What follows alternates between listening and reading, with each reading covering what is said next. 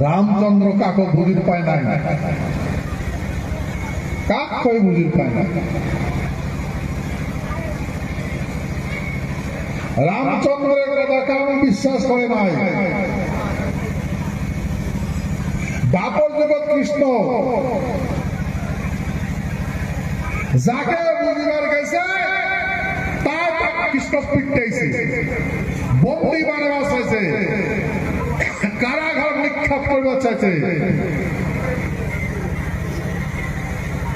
কৃষ্ণ কাকে বুঝির পায় নাই, কোন মানুষকে বুঝি পায় নাই। সেই জন্য ভাই মুইও বুঝবার লাগছ যে মানুষও বুঝা সম্ভব নয়। তারপরে কৃষ্ণ কি করে, যেহেতু কাজ করায় নাই, নিজের বোন সুভদ্রা অর্জুনের সাথে বিয়ে দিল।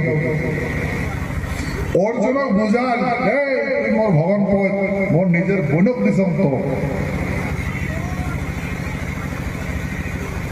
মুই মোর বোন তোর হাতত তুলি দিছম, তোর সাথে বিয়া দিছম।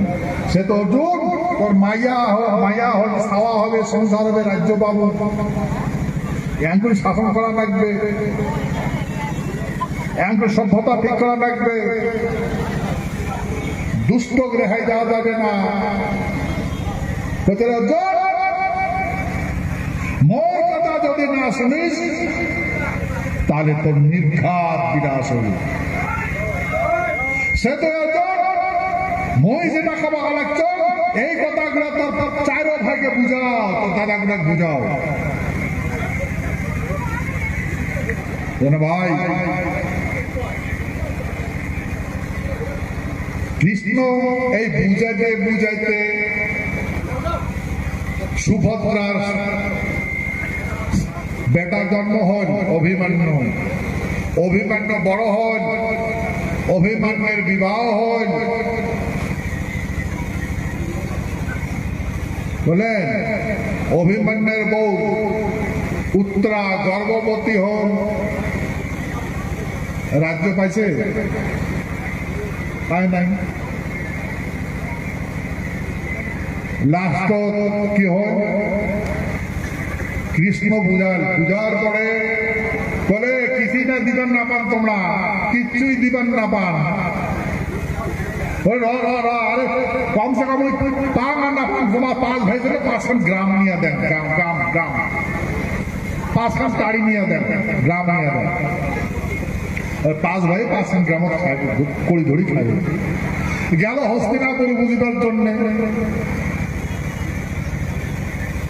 অটেকোনা দুর্যোধন করলে যে কৃষ্ণ তুই প্রস্তাব ধরে আসলু যে ইন্দ্রপ্রস্থ লাগবে না,